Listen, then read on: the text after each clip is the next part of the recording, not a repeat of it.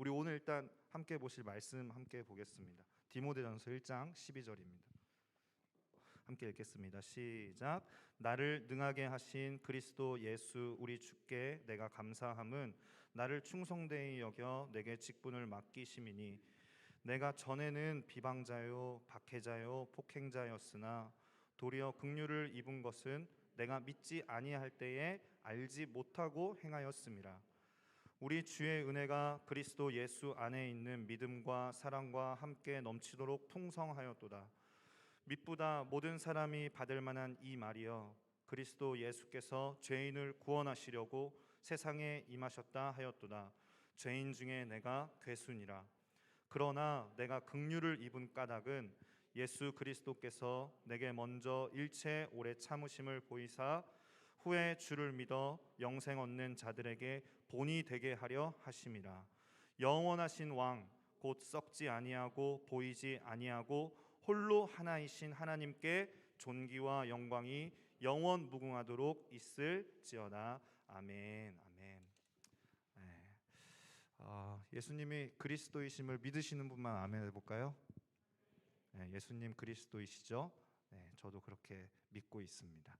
우리 옆 사람하고 이렇게 인사했으면 좋겠습니다. 주님만 기대합시다. 네. 이 참 코로나가 어려운 게 뭐냐면 여러분들이 뭐라고 하는지 잘 몰라요. 말을 했는지 안 했는지, 옆 사람하고 인사하라 그랬는데 눈빛만 교환하고 오물오물거리고 말았는지, 이게 참 안 좋아서 앞에 서 있는 사람 입장에서는 조금 답답하기도 하거든요. 근데 하지만 제 마음을 비웠기 때문에 하든 안 하든 저는 제 방식대로 이렇게 진행하도록 하겠습니다. 네, 할렐루야. 네. 아멘도 저기서만 났어요. 지금 여기서 잘 안 났어. 그러니까 이 가려가 잘 안 보인단 말이에요. 여러분들도 아멘 잘 안 하시잖아요. 리빌딩 워십도. 네, 제 마음에 다 담아두고 있어요. 성경 한 구절만 더 볼게요. 요한복음 3장입니다. 요한복음 3장 19절 20절. 너무 잘 아시는 말씀들이죠. 요한복음 3장 19절 20절 말씀 함께 읽겠습니다. 시작. 그 정죄는 이것이니 곧 빛이 세상에 왔으되 사람들이 자기 행위가 악함으로 빛보다 어둠을 더 사랑한 것이니라. 악을 행하는 자마다 빛을 미워하여 빛으로 오지 아니하나니 이는 그 행위가 드러날까 함이요. 아멘. 세상이 하나님을 떠났습니다. 이미 에덴 동산에서 범죄한 아담 이래에 인류가 하나님을 떠났다라는 것은 누구도 부인할 수 없을 것입니다. 그러니까 빛이라는 것을 찾아볼 수 없는 암흑 세계에 접어들게 된 것이 인류의 역사라고 말할 수 있습니다. 근데 빛이 없고 보이지 않는다는 이유로 해서 우리는 무질서한 삶을 살게 되어졌고요. 그리고 혼돈이 이 세상 가운데 가득하게 되었고, 또 무법이 판을 치는 이 어둠의 세계 가운데에 강하고 밝은 빛이, 그 진리의 빛이 비추어지면요, 어떤 현상이 일어나냐면, 왜 여기 예배당에도 불을 다 꺼버리고 어두운 밤이 되면은 뭐가 어디에 있는지 잘 확인할 길이 없잖아요. 그래서 저쪽엔 선풍기가 있고 저쪽엔 뭐가 있고 이거를 파악할 수가 없는데, 빛이 비추어지는 순간 어디에 무엇이 있는지 그 위치들을 다 파악할 수 있지 않습니까? 마찬가지로 세상이 암흑 가운데 있을 때에는 뭐가 잘못인지 무엇이 악한 것인지 잘 모르고 있다가 빛이시고 진리 되신 예수 그리스도께서 이 땅 가운데 오시고 나니까 암흑이었던 세상 가운데에 한 줄기 빛이 비춰지니까, 진리가 비춰지니까 어떤 현상이 일어날까요? 이게 잘못된 거구나. 이렇게 살면 안 되겠구나. 이것이 무서운 것이구나. 이것은 죄악이구나. 라는 그 기준이 우리 가운데에 던져졌다 이 말입니다. 근데 이거는 오해하지 마실 것은, 인간들이 나름대로 자기들 사회적 합의에 의해서 그냥 우리끼리 이거는 좀 너무한 것 같으니까 이 선은 넘지 말자라고 정한 도덕이나 윤리적인 법이 아니고 진리. 여러분, 진리가 뭐죠? 예수 그리스도이시죠. 마치 무슨 1 더하기 1은 하면은 2 하는 거 나오는 것 마냥 이렇게 나오는데, 진리라는 것은 무엇이냐면은 영원히 변하지 않는 거예요. 그러니까 기준이 되어질 수 있는 거죠. 만약에 진리가 5억 년 뒤에 조금 변해진다면 그건 진리라고 얘기할 수 있을까요? 그럴 수 없어요. 우리 하나님은 선하시고 인자하신 하나님이십니다. 할렐루야. 제가 굉장히 부드럽죠?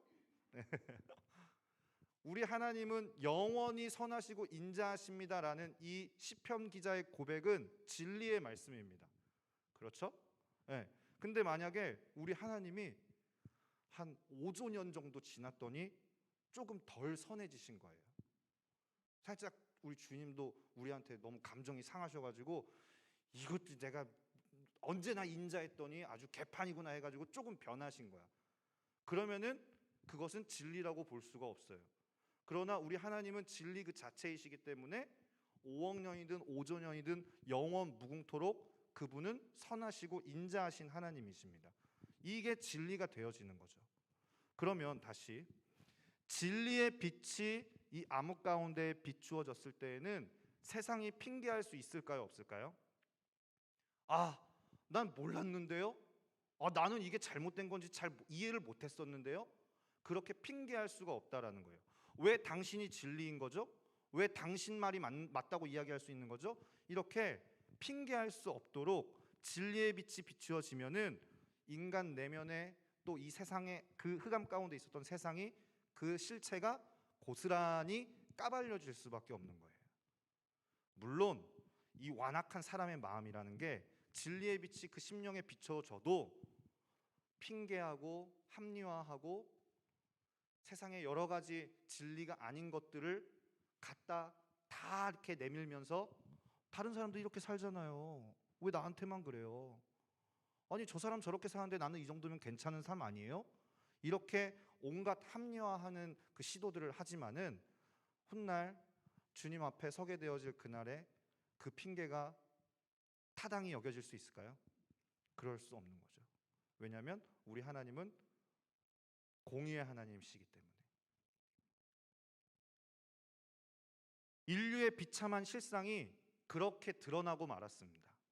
한 개인의 심령과 그 개인들이 모여서 만들게 되어진 사회 집단의 실상, 그러니까 하나님을 떠난 인류가 어떠했는지 우리는 길게 연구할 필요 없이 성경만 쭉 읽어보아도 하나님을 떠난 인류가 어떻게 살게 되었는지 성경과 역사를 통해서 고스란히 우리는 잘 알 수가 있습니다. 그러니까 어둠 속의 혼돈과 무질서 가운데에 진리 되신 예수 그리스도가 말씀이 육신이 되어 이 땅에 임하셨고 빛이 비로소 어둠 가운데에 비춰지게 되어진 거죠. 그러나 어둠 가운데 있는 사람들은 우리가 방금 읽은 요한복음 말씀처럼 빛 대신 주님을 이유 없이 거부했어요. 근데 여러분 잘 한번 생각해 보세요. 예수님을 왜 싫어할 이유가 뭐가 있었을까요, 도대체? 우리 주님 왜 싫어했을까요, 도대체? 싫어할 이유가 거의 없었거든요. 진리 자체이시며 그분의 삶 흠잡을 데가 없었어요. 유명하고 저명하신 요즘 막 사람들이 칭송해주는 그런 여러 목사님들과 달리 우리 주님은 전혀 흠잡을 데가 없으신 분이셨다고요. 주님이 보여주신 모든 삶, 우리가 성경을 통해 확인한 바 그 삶 자체가 진리였고 길이었고 빛이셨어요. 그런데 세상은 스스로 깨닫지 못한 채 빛을 싫어하고 어둠을 사랑하는 그 죄인된 속성이 그대로 예수님께 드러나게 되어지고 만 거죠.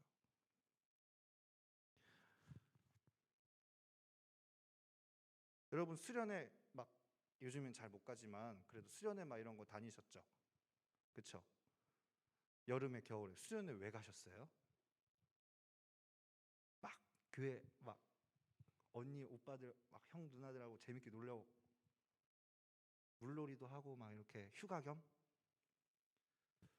한국 교회의 강점이 수련회입니다. 여름 수련회, 겨울 수련회. 그리고 또 뭐 시기마다 뭐 부흥회니 사경회니 이런 것들을 많이 합니다. 근데 거기에 대한 목적은 크게 보면 딱 하나일 거예요, 아마. 은혜 받기 위해서. 네, 은혜 받으려고. 이번엔 정말 좀 은혜 좀 받아서 하나님 말씀대로 나도 좀 살아봐야지. 그렇게 결단하기 위해서 사실 이런 여러 가지 교회 안에 프로그램들이 존재하는 거 아니겠습니까? 근데 잘 되던가요? 물론 한 3, 4일 정도 수련회 은혜 이빠이 받아가지고 잠깐 결단하고 결심하고 고쳐보려고 애써보면서 노력할 수는 있겠죠. 근데 그게 지속이 되던가요? 그럼 제가 다른 거 하나 물어볼게요. 여러분, 죄 지으려고 수련회 간 적 있으세요? 나는 왜 이렇게 죄를 못 짓는 거야? 죄는 죄를 더 잘 지는데 나도 저렇게 죄 좀 좀 끝발나게 한번 지어보고 싶은데 하면서 죄를 지으려고 세미나 다니거나 연구하거나 공부하거나 막 묵상하거나 그러신 분 계세요? 우리가 죄를 지으려면 어떻게 해야 될까요? 가만히 있으면 돼요. 이것만 보아도 저와 여러분이 얼마나 빛 가운데 반응하는 자들이 아니라 흑암 가운데에서 빛 대신 예수 그리스도를 거부하는 자인지 너무 깊이 깨달아 알 수 있죠.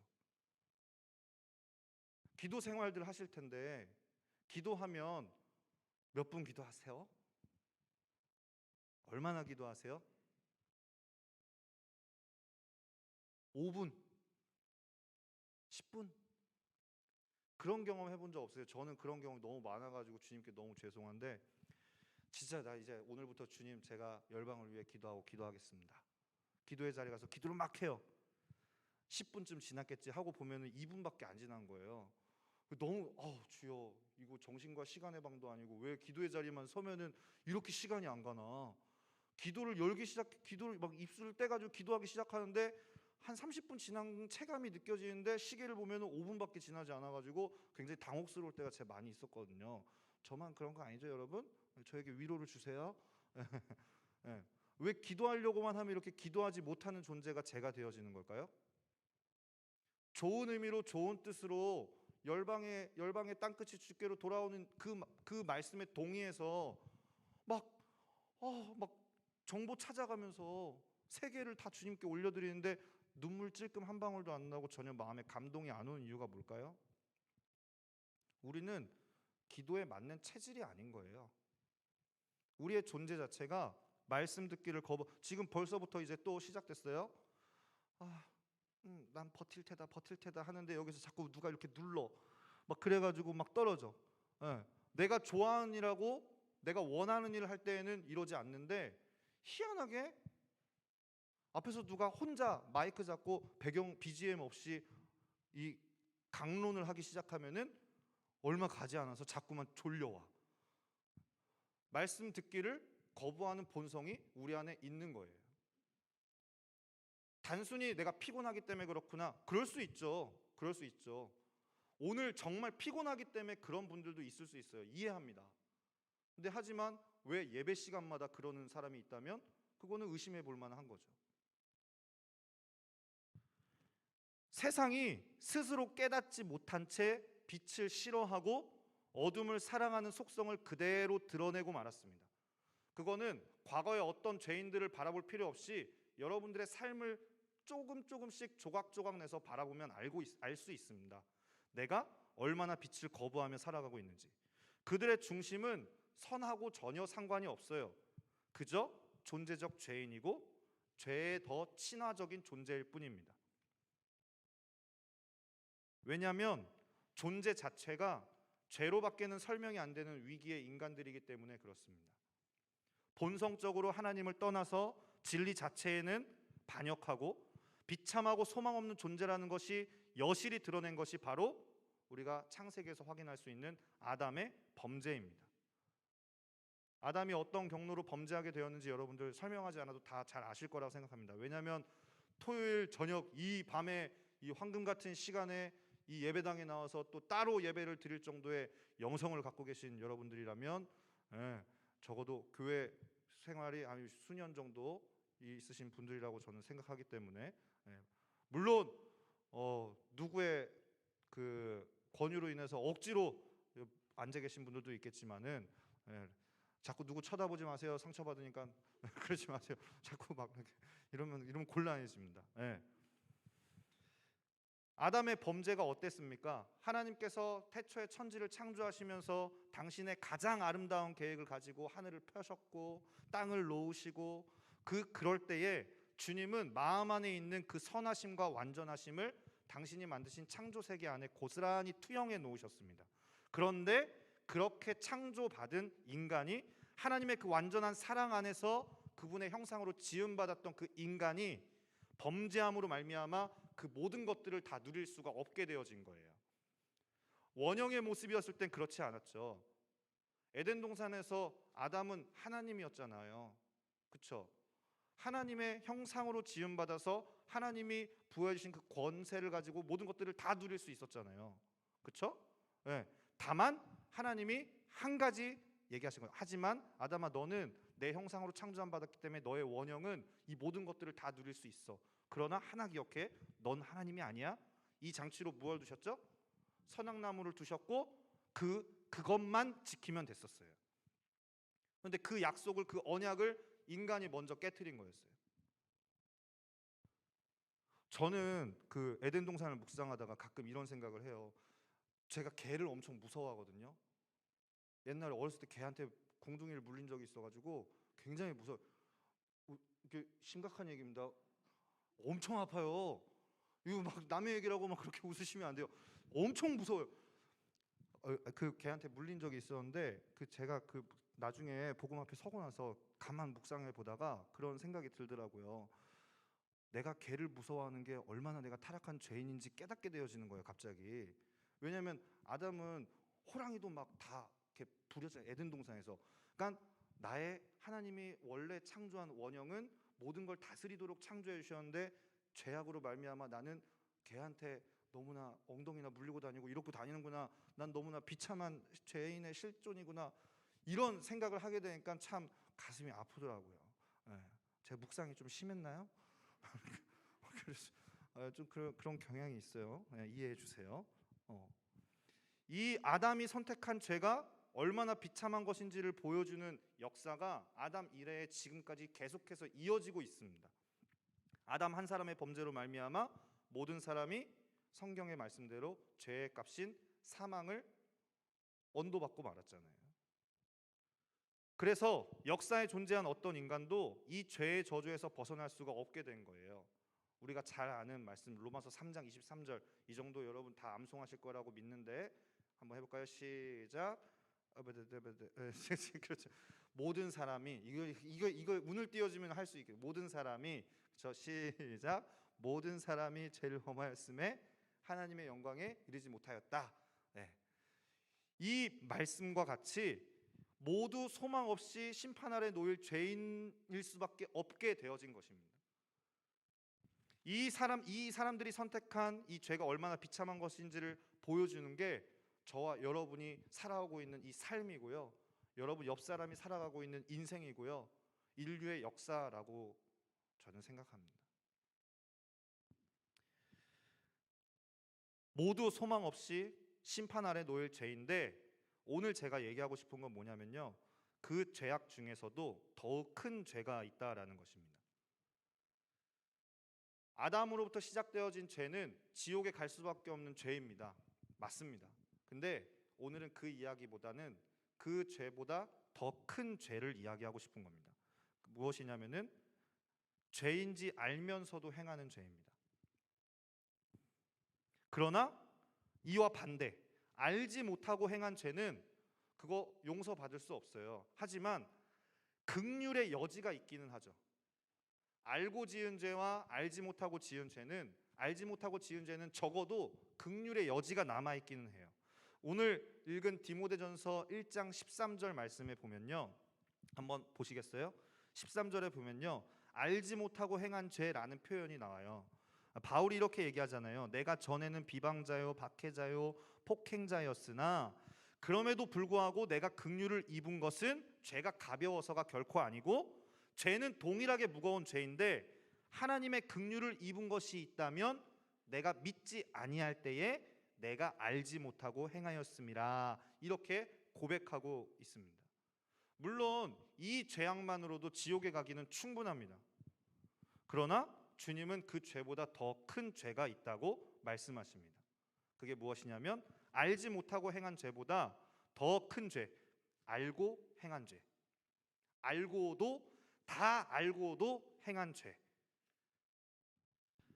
하나님을 모르는 게 아니고 하나님을 아는데, 진리를 모르는 게 아니라 진리를 뻔히 알고 법으로 금지하고 있음도 다 인지하고 있는데 의도적으로 지은 죄일 때 그 죄가 더 큰 죄라고 하고 계시는 거예요. 우리 이번엔 히브리서 말씀 볼까요? 히브리서 말씀 10장, 히브리서 10장입니다.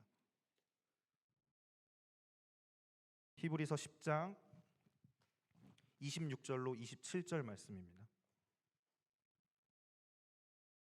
히브리서 10장 26절로 27절 우리 함께 읽어볼까요? 함께 읽겠습니다. 시작.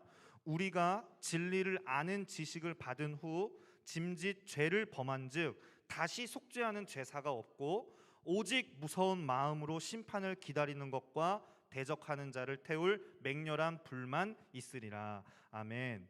이 말씀에서 주님은요, 더 큰 죄에 대해서 두려운 아주 경고를 하고 계시는 거예요.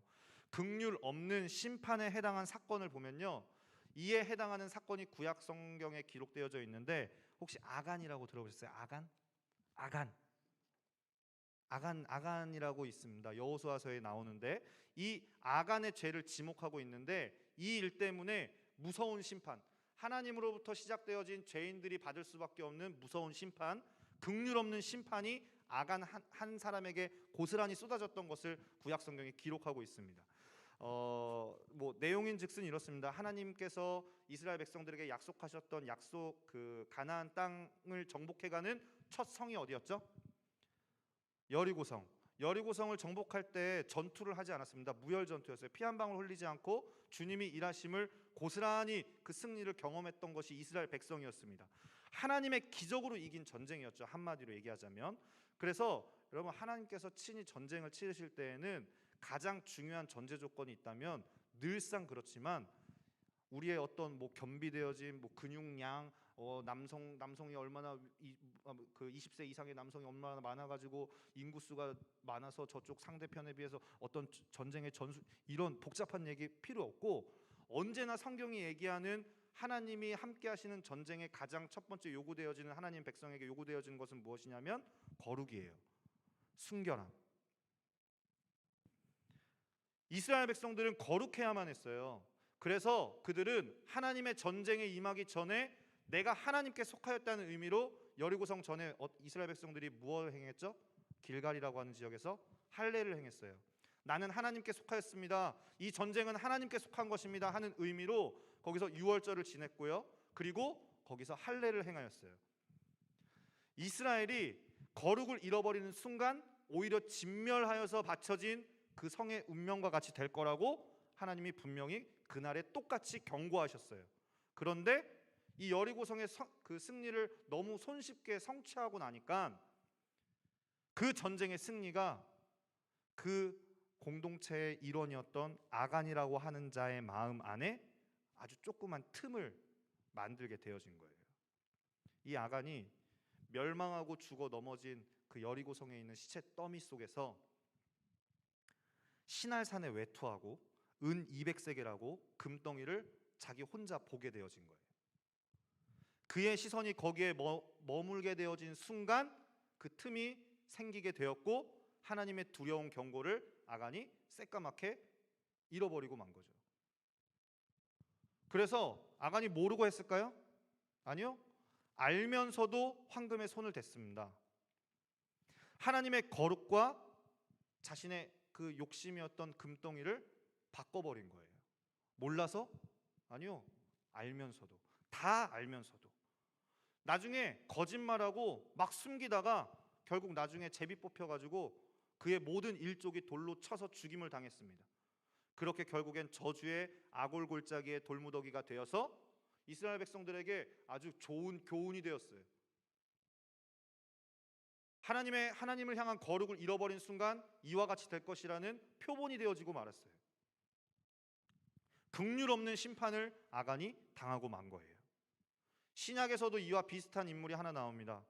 누구도 핑계할 수 없도록 너무도 분명하게 바로 예수님 옆에서 3년 반 동안이나 동고동락했던 가룟 유다. 가룟 유다가요, 마지막 최후의 만찬의 순간에 주님이, 여러분 기억하실지 모르겠어요. 주님이 떡을 떼가지고 사람들이 막 물어보잖아요.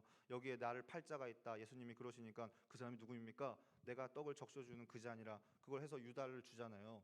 여러분이 가룟 유다였으면 어떻게 하실 것 같아요? 그 얘기를 듣고 그 자리에서 주님이 갑자기 나한테 그 떡을 물에 적셔서 나한테 주시는 거야. 그럼 여러분 마음이 어떨 것 같아요? 저 같았으면요 가슴이 철렁 내려앉을 것 같아요. 싹싹 빌어야죠. 아니 그러지 않겠어요? 배신자가 나라는 걸 나는 이미 속에 생각했잖아. 이미 성경에도 보면은 그 최후의 만찬 이전에 그 마귀가 가룟 유다의 마음에 예수를 팔 생각을 넣었다라고 이미 기록하고 있어요. 근데도 불구하고 예수님은 자기의 사람을 사랑하실 때 끝까지 사랑하신 우리 순수하신 주님이셨지만, 그래도 마지막 그 주님의 그 떡을 적셔주는 그 장면에 있을 때 세상에 거기서도 아니라고 발버둥 치고 거짓말하고 몰라서? 아니요, 다 알면서 깨닫기를 좀 바라시면서 말씀하시는 그 주님의 마지막 자비까지도 가룟 유다는 거절하고 은30에 예수님을 팔아넘겼습니다. 그리고 결국 긍휼 없는 심판이 그에게 고스란히 임하고 말았어요. 그렇기 때문에 여러분, 죄라는 거는요 다 같은 죄이긴 하지만 더욱 큰 죄가 있어요. 다 알고도 행하는 죄. 핑계할 수 없는 확증된 진리와 표적의 증거가 선포되면요, 죄송한 얘기지만 여기 우리 다 뭐 예배드리고 거룩한 척, 저도 마찬가지죠. 경건한 척 앞에서 막 성경의 말씀을 이렇게 읊조리고 있는 것 같지만 그 진리 앞에 서게 되어지는 순간 누가 감히 당당히 그 앞에 설 수 있을까요? 그때는 직함이고 나이고 성별이고 다 무력화되어지는 겁니다. 공의로운 하나님 앞에 어느 누가 고개를 빳빳이 들고 서 있을 수 있을까요?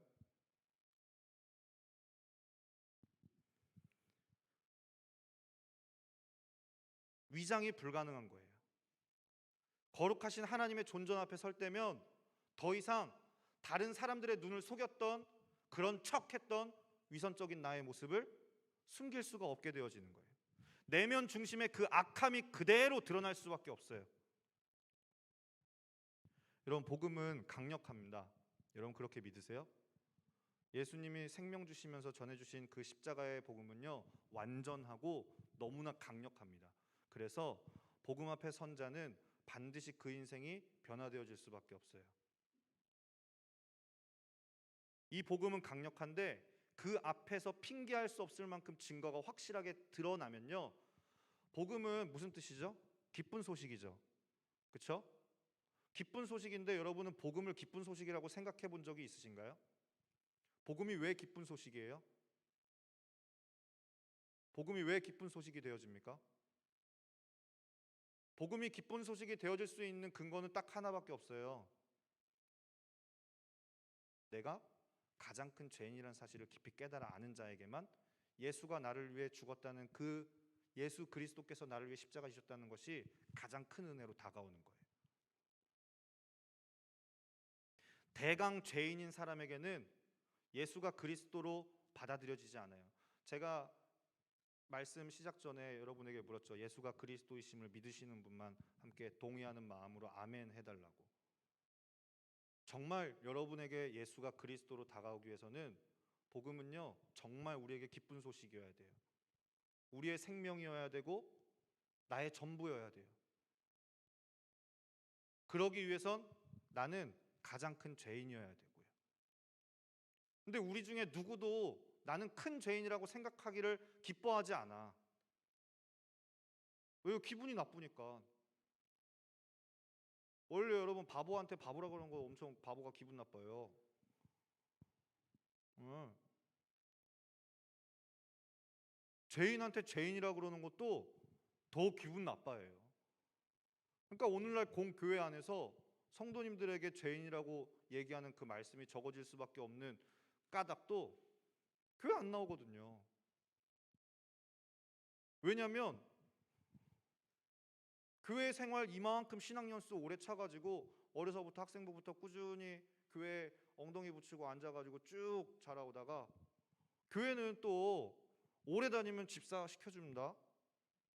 집사도 시켜주고 또 막 열심히 하면은 안수 집사도 되고 장로님도 되고 권사님도 되고 다 돼요.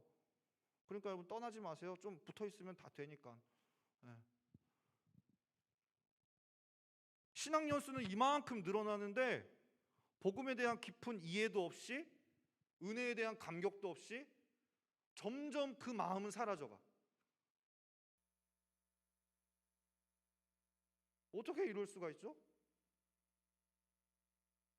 내가 복음이 오늘도 필요한 존재라는 사실을 깊이 깨달아 알아가면 알아갈수록 단 하루도 그 큰 은혜가 없이는 살아갈 수 없는 죄인 중에 괴수라는 사실을 깊이 깨달아 알아질수록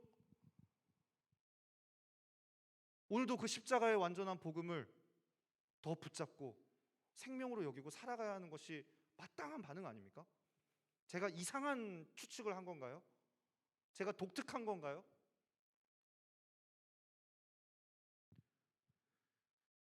복음은 강력합니다. 그 앞에서 핑계할 수 없을 만큼 우리 가운데의 증거가 확실하게 드러나게 되면은 더 이상 위장이 불가능하고, 여러분 죄송하지만 이거는 여러분들이 그닥 즐거워할 일이 아니에요. 왜냐하면 그만큼 내가 회개해야 할 죄인이라는 사실이 분명히 지는 거기 때문에. 그리고 그 죄인 앞에 공의로운 하나님이 서게 되어진다면 단 하나, 그것은 남는 것은 심판밖에 없어요. 이것은 아주 두려운 일입니다. 공의의 하나님 앞에 나아갔던 대표적인 두 사람, 한 사람은 이사야 선지자였습니다. 거룩하신 그 하나님의 존전의 환상 중에 나아갔을 때에 하나님을 보자마자 우리가 막 아름답게 찬양처럼 막 이렇게 사진 찍히려고 막 이렇게 막 손 모양 이렇게 막 이쁘게 해가지고 막 이렇게 찬양 못했습니다. 꼬꾸라졌어요. 화로다 나여 망하게 되었도다. 나는 입술이 부정한 자인데.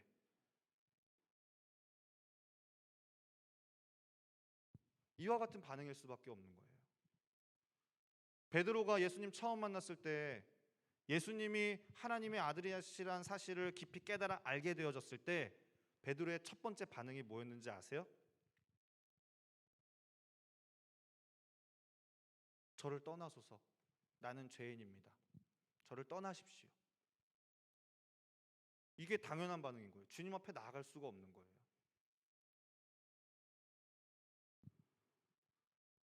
또 예수님이 당한 부당한 재판을 통해서 드러난 더 큰 죄가 있습니다. 역사에 존재했던 가장 부당한 재판, 그거 하나를 뽑으라고 그러면은 예수님을 십자가형에 처한 빌라도의 재판이었습니다. 의로우신 예수님이셨잖아요. 의로우신 예수님을 가장 사악한 죄인들이 인간들의 재판이라는 형식을 빌려서 가장 부당하고 악독하고 악랄하게 사형시킨 재판, 그게 바로 예수님을 처형시킨 십자가 재판이었어요. 근데 그 재판이 부당하다는 것을 우리는 다 알고 있는데, 부당한 재판을 통해서 드러난 거는 죄야. 죄는 같은 죄인데 진짜 무서운 것은 긍휼이 없는 가장 큰 죄가 무엇인지를 보여준다는 거예요. 요한복음 19장 11절 말씀 보겠습니다. 요한복음 19장 11절 말씀. 요한복음 19장 11절 말씀입니다. 우리 한 목소리로 읽어보겠습니다. 요한복음 19장 11절 함께 읽겠습니다. 시작. 예수께서 대답하시되 위에서 주지 아니하셨더라면 나를 해할 권한이 없었으리니 그러므로 나를 너에게 넘겨준 자의 죄는 더 크다 하시니라. 아멘. 주님이 이렇게 얘기하시죠. 나를 너한테 넘겨준 자의 죄가 더 크다, 이렇게 말씀하고 계세요. 근데 이 부당한 재판의 원인과 결과를 책임져야 할 세 부류를 주님이 말씀하시는데, 첫 번째 부류가 누구냐면 바로 빌라도입니다. 그 재판을 주관한 빌라도는 이방인의 대표자였습니다. 이방인의 대표자로서 예수님이 죄가 없다는 사실을 그가 깨달아 알았죠. 아무리 신문하고 아무리 조사해봐도 예수에게서 죄를 찾을 수 없다는 사실을 본인도 시인했습니다.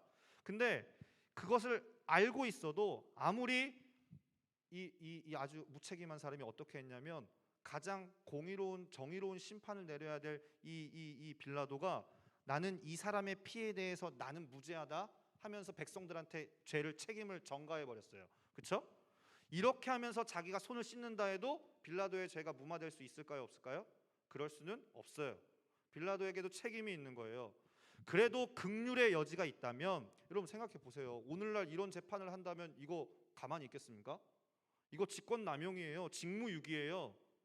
정의보다는 자기 이익을 더 중요하게 생각한, 자기 체면 차린, 사람들의 평판 신경 쓴 이런 부당한 사람이란 말입니다. 이 사람 잘못했어요. 그래도 긍휼의 여지가 있다면은 이 사람 정치적인 사람이었고 본능적인 인간이었을 뿐이기 때문에 영적 세계를 모르니까, 하나님이 누군지 예수가 누구인지 모르니까, 영적 세계를 전혀 모르는 육적인 이방인이라는 것, 그것만이 그나마 그에게 얘기해 줄 수 있는 긍휼의 여지가 되어져요. 그래도 역사상 피할 수 없이 중한 죄를 지은 것이 이 빌라도였고 죄가 적다고 말할 수 없어요. 두 번째는 이 예수를 빌라도에게 넘긴 대제사장, 그리고 공회, 유대 영적 지도자들입니다. 이들의 죄가 더 클 수밖에 없는 이유는 이 사람들 영적 지도자이기 때문에 그래요. 예수님 생애에 있어서 여러분 기억하실지 모르겠는데 베다니의 동네에서 나사로라는 청년을 예수님이 살려주신 거 기억하시죠? 그 중요한 사건이 있었는데 그 기적을 통해서 누구도 변명할 수 없는 증거가 확실하게 드러났고, 이 나사로가 부활하는 이 장면을 본 사람들이, 많은 사람들이 예수님을 믿게 되었습니다. 그러니까 영적 지도자라고 하는 이 대제사장과 공회에 모인 이들도 핑계할 수 없는 결론에 내릴 수밖에 없게 된 거예요. 요한복음 11장 50절 찾지 마세요. 제가 빨리 읽을 테니까. 빨리 찾지도 못하면서. 괜찮아요. 네, 제가 읽을게요.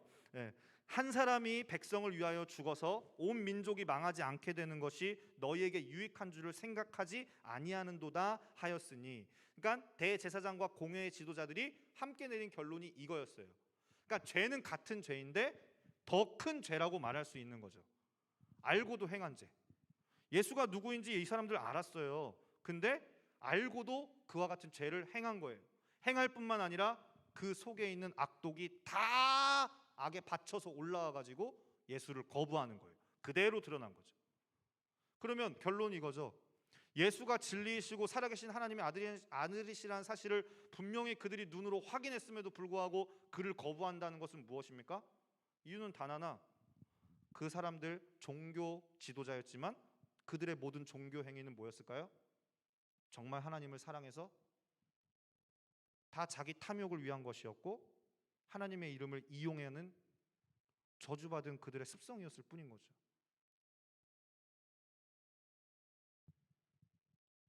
요한복음 8장 44절 제가 읽겠습니다. 세 번째는 백성들입니다. 너희는 너희 아비 마귀에게서 났으니 너희 아비의 욕심대로 너희도 행하고자 하느니라. 그는 처음부터 살인한 자요 진리가 그 속에 없으므로 진리에 서지 못하고 거짓을 말할 때마다 제 것으로 말하나니 이는 그가 거짓말쟁이요 거짓의 아비가 되었습니다. 아멘. 백성들입니다. 세 번째는 유대인들은 선택받은 그 백성으로서 진리의 빛과 구원의 메시지를 갖고 있었습니다. 그렇죠? 왜냐하면 이 사람들 하나님이 특별히 은혜로 선택해 주신 선민이었습니다. 아무 이유도 조건도 없이 아브라함이라고 하는 한 사람을 불러내어서 이스라엘 백성을 만드시고 그들에게 모세의 계명을 주시고 지키기만 살 수 있는 생명의 법을 그들에게 전달해 주셨어요. 그리고 그 출애굽 어마어마한 기적을 그 한 세대에 다 쏟아부은 민족이 세상에 어디 있습니까? 매일 눈앞에 내리는 만나가 쏟아져 밤에는 불기둥, 낮에는 구름기둥으로 하나님이 친히 보호해 주시는 그 어마어마한 기적을 체험한 세대들이 어디 있었습니까? 어느 민족이 그랬습니까? 근데 이 사람들 그것으로도 그 은혜에도 불구하고 그렇지 못했어요. 하나님의 공의의 심판에 똑같이 죽어야 하는 그들이 어떻게 구원을 받았는지를 여러분 6월절 사건을 통해서 다 기억하시잖아요. 하나님이 보여주셨잖아요. 영적인 진리를 역사의 실제 사건을 통해서 보여주셨잖아요. 그 사람들이 믿었어야죠. 10번째 재앙이 애굽 전역에 임하던 그날 밤에 모세의 복음을 듣고 그대로 믿고 순종하는 자마다 생명을 얻는 기가 막힌 그 경험을 했잖아요. 양을 죽이면서 내가 죽어야 될 자리에 이 양이 죽는구나 하는 그 영적의 그 진리의 그 영적인 체험을 직접 한 사람들 아닙니까? 근데 어떻게 광야에 가서 그렇게 엎드려질 수가 있는 거죠?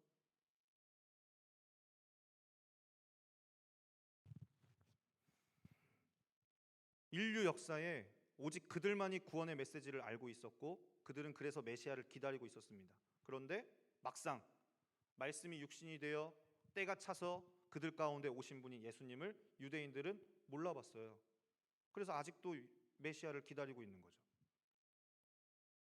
다른 사람은 몰라봐도 유대인들은 알아봐야 되는 거 아니었을까요? 그런데 몰라서? 아니요. 다 알고도 예수를 외면하는 거예요.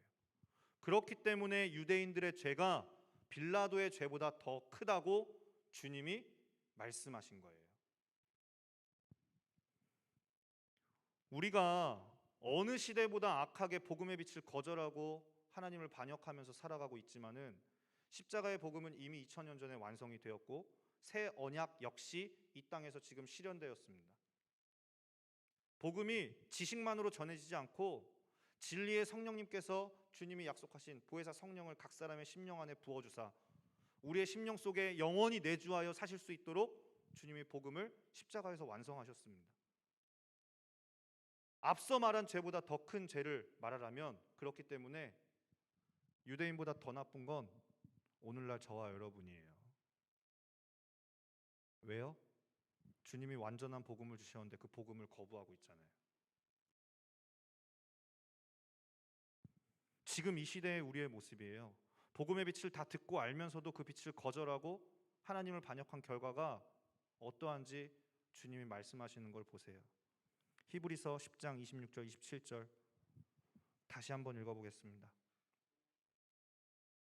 히브리서 10장 26절 27절 말씀.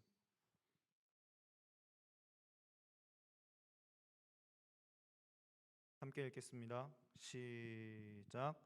우리가 진리를 아는 지식을 받은 후 짐짓 죄를 범한즉 다시 속죄하는 제사가 없고 오직 무서운 마음으로 심판을 기다리는 것과 대적하는 자를 태울 맹렬한 불만 있으리라. 아멘. 아담의 범죄 이후에 저와 여러분이 살아가고 있는 이 세상은 복음의 황금 시대입니다. 지금처럼 복음의 황금 시대가 없었어요. 유튜브 틀기만 하면은 말씀을 얼마든지 들을 수 있고 교회 취사 선택 사항으로 내가 마음에 드는 입맛에 맞는 교회 골라서 갈 수 있고 어디서든지 편하게 핍박받으면서 예수 믿는 생활하는 거 요즘 많이 찾아보기 힘듭니다. 그래서 성경은 이때를 뭐라 그랬냐면 고린도후서 6장 2절에 보니까 보라 지금은 은혜 받을 만한 때요 보라 지금은 구원의 날이로다 라고 하십니다.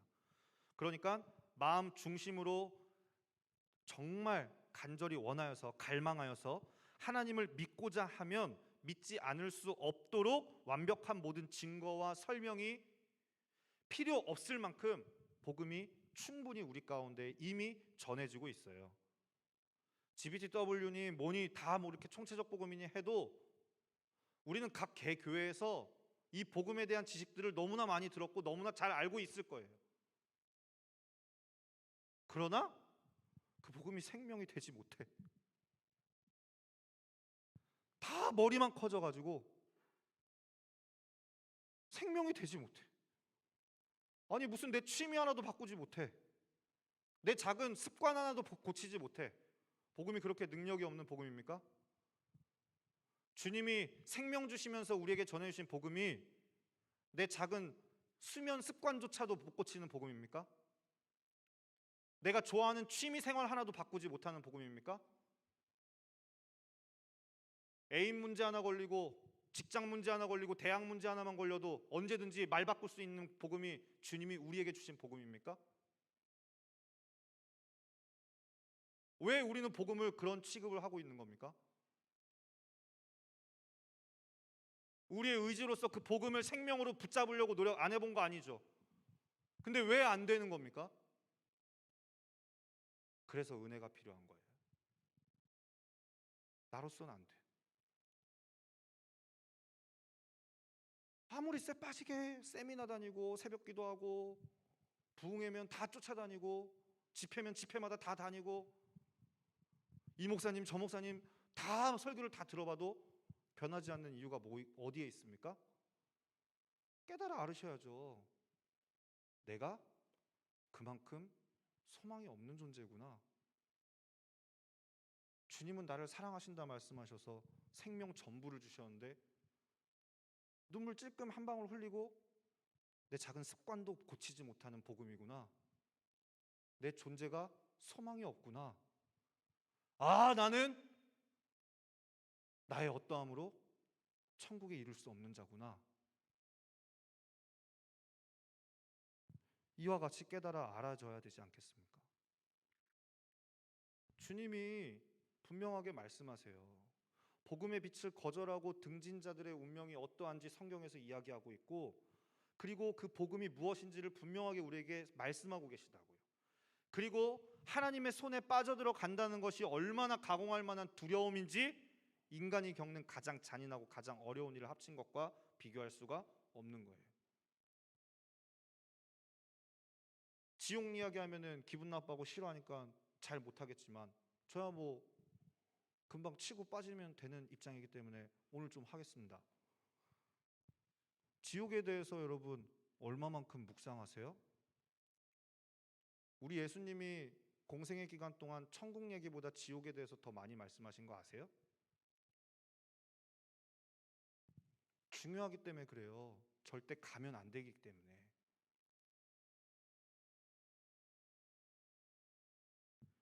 로마서 1장 17절 말씀에 복음에는 하나님의 의가 나타나서 믿음으로 믿음에 이르게 하나니 기록된 바 오직 의인은 믿음으로 말미암아 살리라 함과 같으니라. 혈통으로도 안 돼요. 인간의 행위로도 안 돼요. 나의 최선으로도 다 가능하지 않아요. 오직 구원은 믿음으로만 받을 수 있다라고 이야기합니다. 그러니까 교회 안에서 쎄 빠지게 봉사하고 내가 이 정도 봉사했고 쟤는 주일만 나와서 출석하고 그런 거에 우월감을 느껴가지고 나는 조금 더 천국에 가까이 근접해 있겠지. 나는 신앙생활이 이만큼 있어서 난 교회 열심이니까, 난 칭찬받으면서 살아가니까, 나는 사람들이 다 인정해주는 사람이니까, 여러분 이런 것에 구원의 근거를 두면 안 된다고요.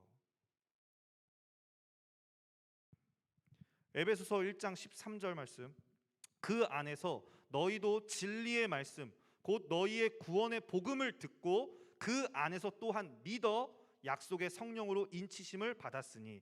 아멘. 진리의 말씀 곧 구원의 복음을 일단 들어야 되고요. 그리고 그 안에서 또한 믿어야 한다라고 얘기해요. 그러니까 믿는 현상이 중요한 게 아니야. 얼마나 뜨거워졌냐, 얼마나 기도할 때 크게 얘기하냐, 얼마나 사람들 보기에 오도방정을 떨어가면서 막 신앙생활을 하느냐. 믿는 현상이 중요한 게 아니라 그가 믿는 내용이 무엇인지 정확해야 된다고요.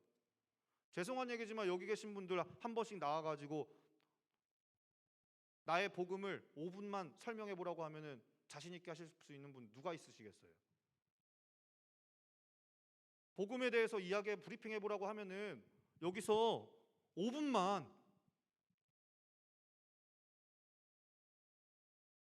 복음이 정리가 되어 있지 않고 어떤 게 복음인지, 내가 믿는 복음이 무엇인지 명확하지 않은데 어떻게 그것에 대해서 확신할 수 있습니까?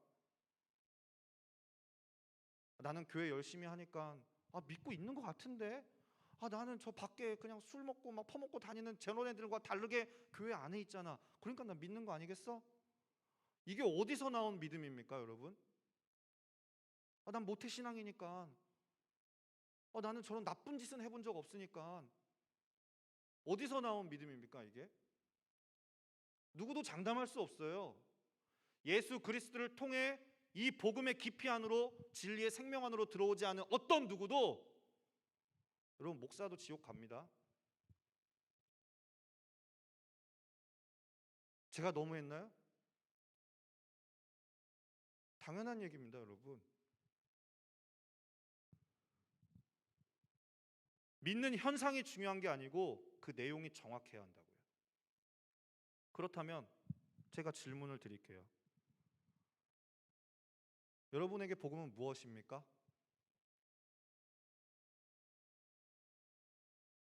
여러분에게 복음과 나는 무슨 상관이 있습니까? 복음 대신 예수 그리스도와 함께 나의 삶을 전반적으로 조명해 보는 삶을 살아가고 계십니까? 얼마나요? 얼만큼 비중을요? 제가 청소년 사역을 좀 오래 했습니다. 청소년들 고3 수험생들 보면은 다 고민이 많아요. 특히 대한민국 입시 문화 안에서는 굉장히 어려운 부분이 많죠. 그들에게 있어서 어떻게 보면 가장 처음 겪게 되어지는 난관이라고도 저도 공감이 되어져요. 얼마나 많은 에너지를 쏟게 만듭니까? 그런데 대학문은 그들에게 실제인데 천국문은 그들에게 실제가 아닌 경우가 너무 많아요. 이거 다음, 이거 먼저 해결해 놓고. 여러분 만약에 옆집이 미국으로 이민 간다는 사람이 있으면은 어떤 사람이 이민 가면요, 그 사람보다 주변 사람들이 더 먼저 알아요. 왜냐하면 모습이 달라. 내일 모레 미국으로 이민 가는 사람이 여기 한국 저기다 땅 사놓고 있겠어요? 있는 것도 다 팔고 갈라 그러지? 아니 미국으로 이민 간다는데 여기 땅을 왜 사요? 바보같이. 있는 것도 다 팔고 미국 가서 거기 생활을 준비하지 않겠어요? 아니 똑같은 논리로 하늘의 천국에 본향을 둔 천국 백성이라며 우리가. 우리의 고향, 우리의 본향, 우리의 돌아갈 곳.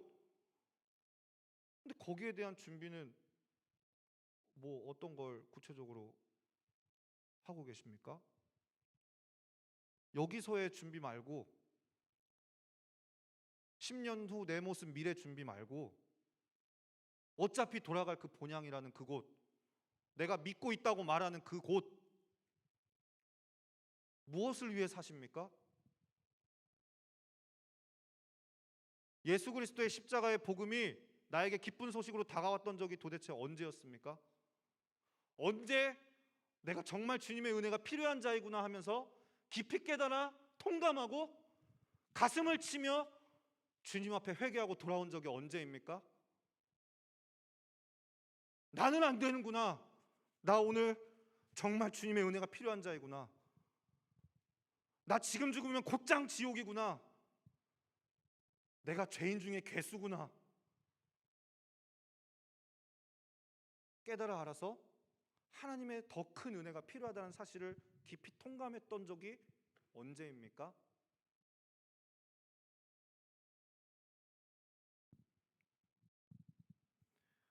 당뇨가 무섭대요. 고혈압도 무섭고 심장병도 무섭고요. 근데 그 증세 조금만 나타나도 저 당뇨 걸린 분들 옆에서 보면요, 새벽 뭐 3시에 먹어야 되는 약도 있대요. 그러니까 새벽 3시에 그 시간을 지켜야만 되는 거야, 꼭. 그러면은 피곤해도 일어나서 먹어요. 그거 안 먹으면 위험하다는 사실 아니까 자기 몸이. 기가 막히게 일어나세요. 자기의 언젠간 미안하고 죄송한 얘기지만 100년도 안 가는 이 육신에 대해서도 그렇게 신경을 써가지고 그 약을 꼬박꼬박 새벽 3시에 졸린 눈 비벼가면서 일어나가지고 그 약을 챙겨 먹는데, 이런 일에 대해서는 이렇게 하는데 왜 우리의 영원히 걸린 문제에 대해서는 그렇지 못하냐고요. 민감하지 못하냐고요.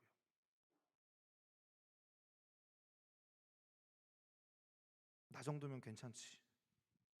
저 사람에 비하면 나는 훌륭한 거지.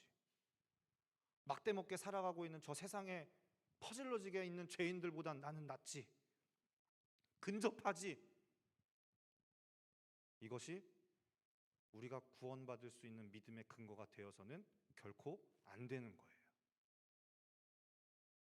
왜냐하면 진리는 그곳에 있지 않고 진리는 오직 주님의 절대적인 기준으로 우리에게 제시해 주신 완전한 십자가 복음 안에 있기 때문에, 여러분의 생명 안에서 여러분의 생명이 되어진 예수 그리스도의 생명으로, 죄의 생명으로 자라서 죄의 생명으로 갉아먹고 살다가 죄의 생명으로 인해서 죽을 수밖에 없는 죄인을 건져내신, 그래서 예수 생명으로 살게 하신 그 주님의 놀라운 복음에 대한 이해가, 그것을 믿는다고 말하는 중연부리 말고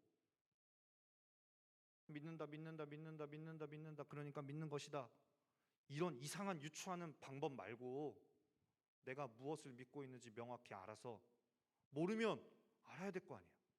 알려달라고 해야 될 거 아니에요. 질문하고 고민하고 생각해서 해답을 찾아야 될 거 아니에요. 이 복음의 홍수 속에 살아가고 있는, 하긴 홍수 때 더 먹을 물이 없다고 하더라고.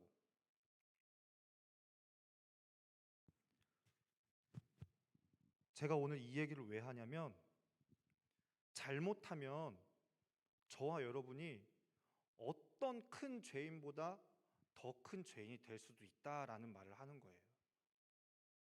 우리 한 번도 그런 생각 안 해봤잖아요. 왜? 나는 교회 안에 있었기 때문에. 근데 주님이 말씀하시잖아요. 빌라도가 잘못한 게 아니고 빌라도도 죄인이지. 그러나 더 큰 죄는 다 알고도, 예수가 그리스도이신 것을 다 알고도 순종하지 아니한, 예수가 진리 그 자체이신 생명의 복음인 것을 다 알고도 그것에 생명 전부로 나아가지 아니한 그 더욱 큰 죄인이 될 수 있다는 말입니다. 우리가 핑계할 수 없는 완전한 복음 앞에 서고 나면 내가 얼마나 소망이 없고 단 0.00001%의 소망도 나에게는 찾아볼 수 없다는 사실이 깊이 깨달아 알아. 그래서 십자가 복음이구나. 그래서 십자가이구나. 내가 고작 의지하고 붙잡았었던 선한 자아라는 것, 고작해야 저 사람보다 조금 더 나은 선한 자아라는 것은 그거 고치고 개선해야 될 문제가 아니고 그건 불가능한 거고, 나 매일 십자가로 가야 되는구나. 오직 믿음으로만 서야 되는구나. 0.00001%도 선한 것이 없고, 여러분, 그래서 우리 스스로에게 기대할 것도 없어요. 나는 좀 괜찮지 않을까? 앞으로 더 열심히 하면 갈고 닦으면 좀 괜찮아지지 않을까? 아니요. 오직 십자가의 복음이 있다는 것만으로도 저와 여러분에게는 더욱 큰 은혜가 되어지는 것입니다. 그래서 우리는 하나님의 은총이 없으면요, 무가치한 정도가 아니라 악독한 저주받은 소망 없는 존재들일 수밖에 없어요. 그래서 사도 바울이 매일 고백하는 거예요. 나의 나된 것은 다 하나님의 은혜라고. 자기에게 선한 것이 없다는 거예요. 쪽짓거리만큼도 없다는 거예요. 알량한 자기 의로 살아보려 했던 이 모든 선한 자아도 사실은 조금 더 나은 죄인이었을 뿐이었던 거지. 그 기준도 누구냐에 따라 다 달랐던 거지. 소망이 없었던 거예요. 정말 끔찍한 일이죠. 이 큰 은혜가 없었다면, 너무 큰 죄인인 내게 그보다 더 큰 은혜가 없었다면 이거 얼마나 끔찍한 일이었겠습니까? 아무런 소망 없이 고스란히 지옥으로 꼬꾸라질 수밖에 없는 자인데. 히브리서 10장 32절 함께 읽겠습니다. 히브리서 10장 32절.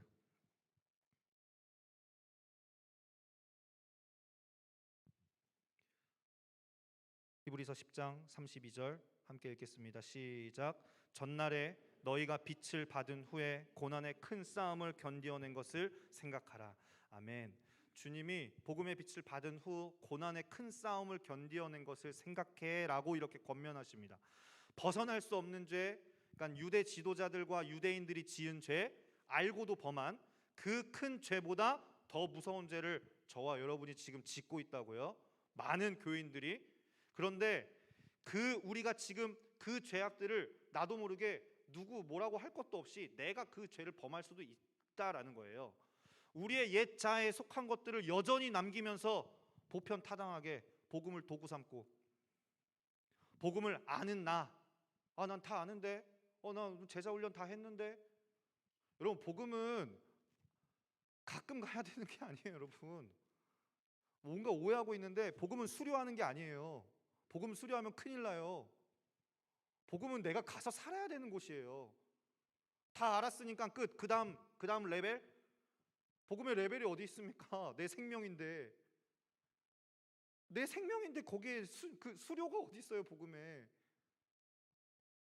복음은 날마다 불러주신 자리이기 때문에 거기 가서 내가 거해야 되는 곳이고 살아야 되는 곳이에요. 십자가는 내가 가끔 가야 되는 게 아니야. 1년에 한 번 고난주간에 근근히 눈물 짜내가지고 묵상해야 되는 십자가가 아니라고.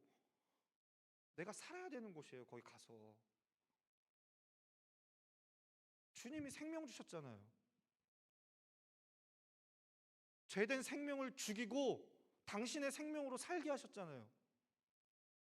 내가 그리스도와 함께 십자가에 못 박혔고, 그래서 이제는 내가 더 이상 사는 게 아니고 내 안에 그리스도께서 사시는 거잖아요. 그러면 내가 여전히 육체 가운데 살아가긴 하는데, 그 산다는 의미가 뭐예요? 나를 사랑하셔서 나를 위해 죽으신 그 예수 그리스도, 하나님의 아들 그 예수 그리스도를 믿는 믿음으로 살아가는 거잖아요. 근데 왜 그걸 수료합니까? 난 쟤보다 더 레벨이 높으니까 조금 더 안심했다가 나중에 이 일 처리하고 저 일 처리하고 그 다음 배워서 더 풍성한 복음을 나는 알아야지. 이게 아니에요, 여러분. 복음은 생명이기 때문에 절대 그럴 수 없어요.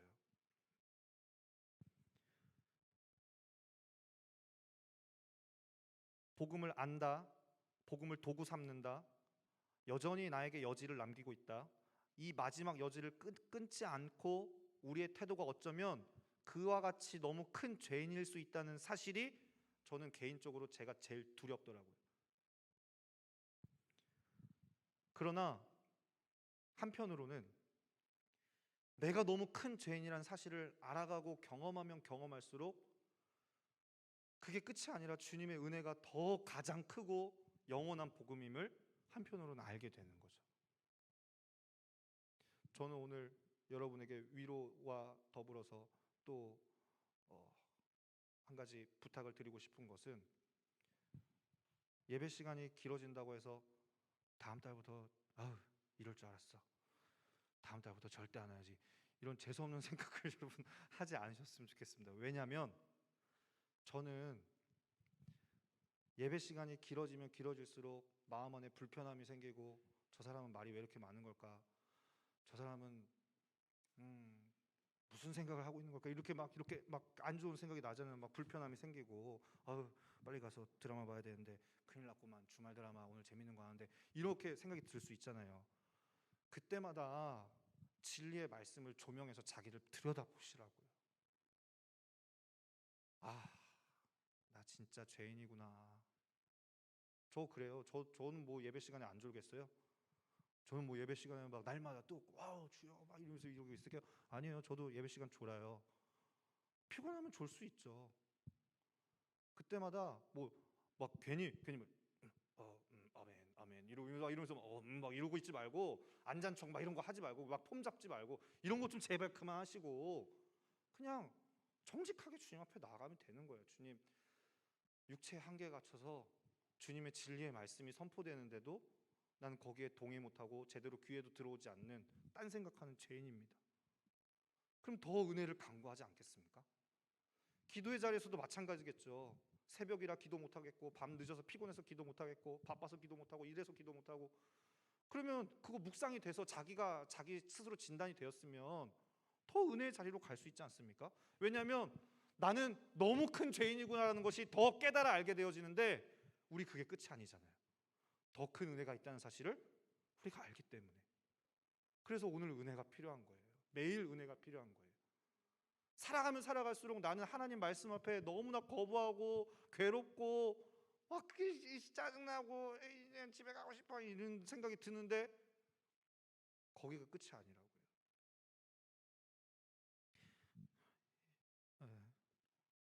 어디까지 했냐. 그러니까요. 저도 은혜가 필요하다는 거죠. 자, 그래서 이렇게 내가 너무 큰 죄인이라는 사실을 알아가고 경험하면 경험할수록 주님의 은혜는 어떻다고요? 주님의 은혜는 더 커요. 그래서 여러분, 은혜가 모든 것을 이기는 법이에요. 여러분, 죄 지우려고 노력 많이 하죠. 가끔 양심에 찔려가지고 죄 지으면 안 되는데, 이러다 살다가 지옥 갈지도 모르겠는데, 이런 생각이 들어서 죄를 안 지으려고 노력 발버둥 많이 치죠. 죄는 지우는 게 아니에요, 여러분. 죄는 은혜로 덮는 거예요. 주님이 죄 아무리 빨아봐, 그 빨아지나? 그 장아찌 알아요? 장아찌는 빨아도 그 짠맛이 없어지지 않아요. 왜냐하면 그 무에 장이 막 들어가기 때문에. 우리 여기 권사님들은 아실 거예요. 집사님들은 무에 장이 막 들어가가지고 이게 무 맛도 아니고 장맛, 무가 곧 장이 되고 장이 곧 무가 된다고요. 예? 그 한 몸이 되는 거예요. 무 곧 장, 장 곧 무 이렇게 된다고요. 그러면은 밝고 말하면은 우리 죄 이거 빨아봐, 아무리 안 빨아져요. 아무리 잘게 썰어가지고 빨아보려고 해도 안 빨아져요. 그 말은 죄가 곧 나고 내가 곧 죄라는 말이에요. 그거 안 빨아져요. 그래서 은혜가 필요한 거예요. 은혜로 덮는 거예요, 죄는. 그러니까 오늘 우리에게 은혜가 필요해요, 안 필요해요? 오늘 은혜가 필요해요. 무슨 은혜가 필요할까요? 이 큰 죄인보다 더 큰 은혜가 필요한 거죠.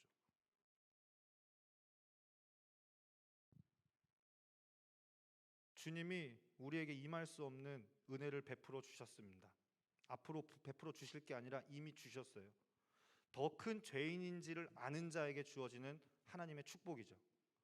이제는 너무 큰 죄인이 오직 믿음으로 바라보고 붙잡아야 할 더 큰 은혜, 우리의 모든 한계와 불가능을 넘어서는 그 십자가와 부활의 그 은혜가 얼마나 큰지를 더 큰 죄인이 아니고서는 사실은 깨달아 알 수가 없는 거예요.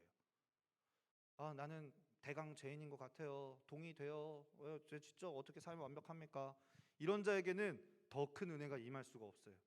오직 나는 더 큰 죄인이구나, 너무 큰 죄인이구나 하고 깊이 깨달아 아는 자에게 더욱 큰 은혜가 임하는 거예요. 그리고 바르게 복음에 순종하고 믿음으로 갔기 때문에 여러분 당연하죠. 지금 몇 년 동안 이 죄의 장아찌 죄곤나 나고죄로 살아왔는데 한순간에 은혜 오늘 받았다고 해서 다음 날부터 그 뭐 진리에 순종하는 몸이 되겠어요? 육체가 되겠어요? 그래서 훈련이 필요한 거예요, 여러분. 예, 내 몸을 쳐서 사도 바울도 매일 복종했듯이 그래서 훈련이 필요한 거예요. 죄의 본성에 익숙하게 살아왔던 이 체계를 어떻게 하루 만에 바꿉니까? 그럴 수 없어요. 그래서 말씀을 읽으시라는 거고, 성경을 가까이 두시라는 거고, 기도하려고 애를 쓰시라는 거고, 그럴수록 더 죄인이라는 사실을 깨달아 알으시라는 거고, 그래서 더 큰 은혜가 필요하다는 것을 간구하시라는 거예요. 정신 수양하거나 돌을 닦는다거나 무슨 산에 들어가서 머리 깎고 들어가가지고 뭐 해탈의 경지에 이르라는 게 아니고, 은혜가 필요한 자라는 사실을 깊이 통감하시라는 거예요. 자신과의 싸움이죠. 먼저는 옛정, 옛 자아의 익숙한 습관들, 이거 계속해서 흔들어 댈 겁니다. 당장 내일 주일인데 또 졸려요, 또 피곤해요, 또 말씀 듣기 싫어요, 또 순종하기 싫어요, 옆에 있던 지체가 또 막 시비 걸어요, 사랑하지 못하겠어요, 유혹이 찾아와요. 똑같은 상황이 펼쳐질 때, 계속 유혹이 찾아올 때, 이전에는 나만을 추구했었지, 보편적 그 삶으로 살아가는 게 당연한 죄인의 반응이었지. 그러나 이제는 주님의 믿음의 여정을 따라 나서려고 결단하셨다면, 나 이제 정말 나 진짜 주님 앞에, 주님 나 진짜 주님과 동행하는 삶 정말 간절히 원하신다면 저항이 찾아오는 것을 기이하게 생각하지 마시고, 여러분 물고기 한 마리도 물결을 거슬러 올라가려면 그 쎄빠지게 꼬리 흔들고 지놈이 헤엄 엄청 쳐야 되는데, 그 모든 물결의 저항을 일으키면서 나아가듯이 여러분 세상 절대 우리에게 우호적이지 않습니다. 이상하게 생각하실 필요가 없어요. 예수님을 따르고 진리를 따르는 우리의 삶에 대해서 세상은 절대 우리 편이 아니에요. 박수 쳐주고 아우 정말 선하게 잘 살아간다 하면서 휘파람 불어주는 세상이 아니란 말입니다. 주님은 그 빛을 받은 후에 고난의 큰 싸움을 견뎌내는 우리에게 절대 결코 어리석은 게 아니다 라고 이미 말씀을 통해 우리에게 이야기해 주셨습니다. 이 엄청난 복음을 알고 믿으면서도 복음을 외면하고 무시하고 배반하면 여러분 이것보다 더 큰 죄가 어디 있겠어요? 알면서 지은 죄보다 더 큰 죄가 어디 있겠습니까? 이보다 더 두려운 인생이 어디 있겠습니까? 장차 망할 이 세상, 장망성이라고 불리우는 어차피 떠나야 될 이 세상, 우리 눈에 화려해 보이고 크고 강해 보이는 모든 것들 중에 미안하고 죄송하지만 영원한 건 하나도 없어요. 생명처럼 붙들고 가슴에 품고 있어봤자 어차피 썩어 없어질 것들이라고. 천하를 다 뒤집을 것 같았던 여러분 시대의 영웅들도 우리가 부러워할 만한 그 어디입니까? 유럽과 인도 그 땅끝까지, 그 당시 과거의 땅끝이라고 말했던 그 인도 거기까지 모든 전역을 휩쓸은 33세의 나이에 온 천하를 평정한 알렉산더 대제, 그 사람이 모든 땅을 다 접수하고 나서 호기롭게 웃으면서 나는 더 이상 정복할 땅이 없구나. 33세 젊은 저보다 동생이 온 천하를 평정했으니까 얼마나, 이거 성공한 인생 아니겠어요? 인류에 한 명밖에 없는 사람 된 거 아니겠어요? 최고 정점에 이른 사람? 그 사람 모기에 물려 죽었어요. 33세 말라리아로. 이거 성공한 인생이라고 이야기할 수 있습니까?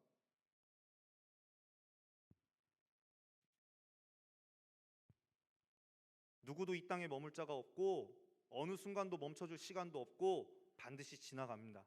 시간은 더욱 빠르게 우리의 삶의 남은 길을 재촉할 것입니다.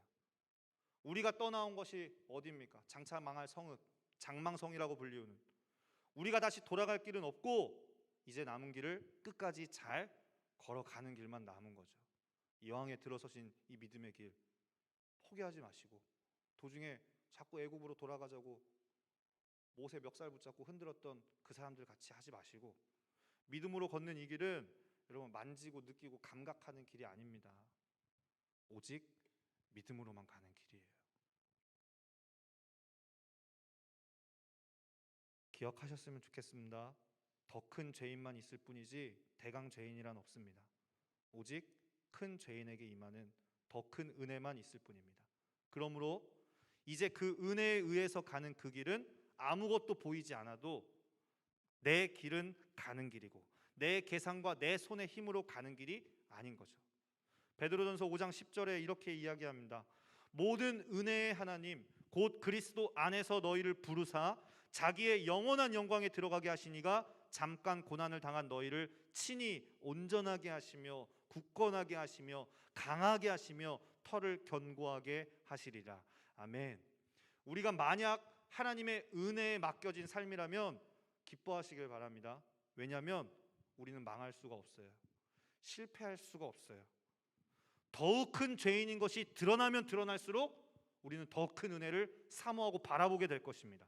크고 완전한 하나님의 은혜의 생명싸개에 둘러싸였다는 사실을 여러분 반드시 기억하시길 바랍니다. 이런 어마어마한 복음을 우리가 받고도 외면하고 무시하고 배반하고 하나님도 천국도 심판도 지옥도 영원도 없는 것처럼 이렇게 사는 것보다 더 무서운 저주는 없어요. 그래서 결코 우리의 삶은 보편 타당한 삶을 살아서는 안 되는 것입니다. 공무원 지원율이 그렇게 높다면서요. 보편 타당한 삶을 원해서, 평범한 삶을 살기 원해서, 안정적인 삶을 살기 원해서. 공무원을 지원하는 게 잘못됐다고 이야기하는 것이 아니라 주님의 부르심도 없고 아무런 생각도 없이 그저 이 땅에서의 안정적인 삶을 추구하는 삶을, 그래서 예수 이름도 이용해 먹고 종교 행위하며 종교 생활하며 사는 자들을 다 알고도 그렇게 행한 죄인에 비하지 않을 수가 없다라고 성경이 이미 진단은 끝났습니다. 나의 어떠함을 믿거나 의지하지 마시고 더 큰 죄인에게 주시는 더 큰 은혜를 바라보시는 저와 여러분이 되었으면 좋겠습니다. 우리 같이 기도하겠습니다.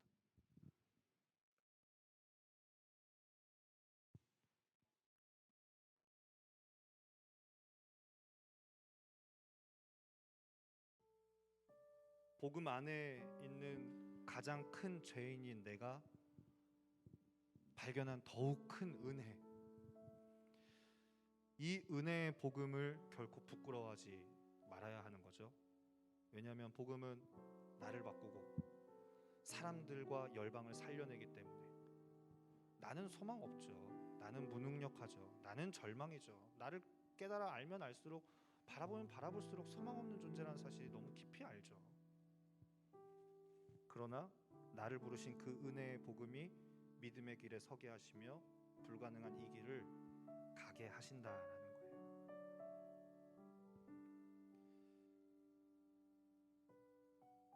제가 주님을 만나고 10년째 아무런 변화 없이, 삶의 변화가 없이, 제 주변의 친구들은 세상의 이치에 따라서 다 결혼하고 애 낳고 시집가고 장가가고 사고 팔고 먹고 자고 하면서 보편 타당한 삶을 살면서 이뤄놓은 것들을 바라볼 때에 부러운 마음이 어느 순간 한편이 드는 거예요. 나도 저렇게 평범하게 살았으면 못지않게 살았을 것 같은데.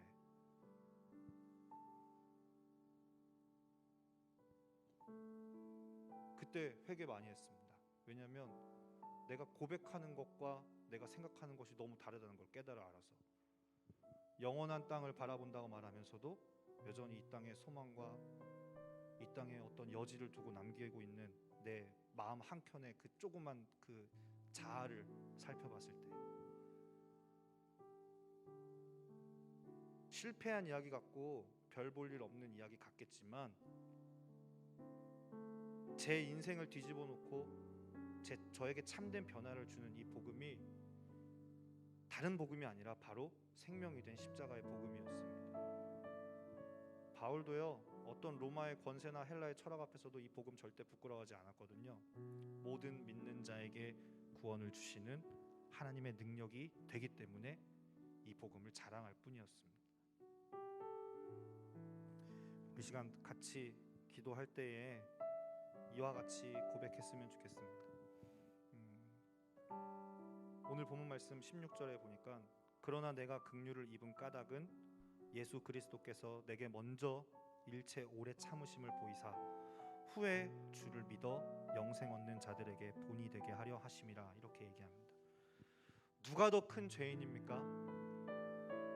교회 안 다니고 밖에서 막대 먹고 살아가는 그 자들이 더 큰 죄인입니까? 누가 소망 없는 기가 막힌 죄인입니까? 복음 없이 예수 모르고 살아가고 있는 저 사람들이 더 불쌍한 죄인들입니까? 아니요. 이 감격에 사로잡힌 사도 바울의 고백과 같이 죄인 중에 괴수, 복음을 위해 평생을 바쳤던 바울이 감옥에서 외치는 거예요. 나는 죄인 중에 괴수다. 이방인 뭐라고 할 거 없다. 유대인들 나쁜 놈들이긴 하지만 그 사람들 뭐라고 할 거 없다. 나는 죄인 중에 괴수다. 미쁘다 모든 사람이 받을 만한 이 말이여 그리스도 예수께서 죄인을 구하시려고 세상에 임하셨다. 이것은 한 사람의 고백이 되어서 안 돼요. 모든 인류의 고백이 되어야만 합니다. 이 은혜의 복음만이 살아계신 주님께로 돌아가는 유일한 길입니다. 이 시간 같이 기도할 때에 이 기가 막힌 위기에 처한 자신의 처지, 비참한 죄 가운데에서 우리를 불러주신 이 완전한 십자가의 복음 더 이상 부끄러워하지 마시고 복음과 내가 어떤 상관이 있는지 깨달아 알기 원하며 복음과 운명을 같이 하기를 결단하며 이 복음을 때로는 선포하며 그리고 주님이 우리에게 마땅히 요구하시는 바 인내할 땐 인내해야 하고 믿음으로 돌파할 땐 믿음으로 돌파해야 하는 그 여러 가지 상황들 가운데에 우리의 삶을 좀 드리면서 이 시간 나아갔으면 좋겠습니다. 우리 같이 주님 앞에 우리의 삶을 주님 앞에 의탁드리고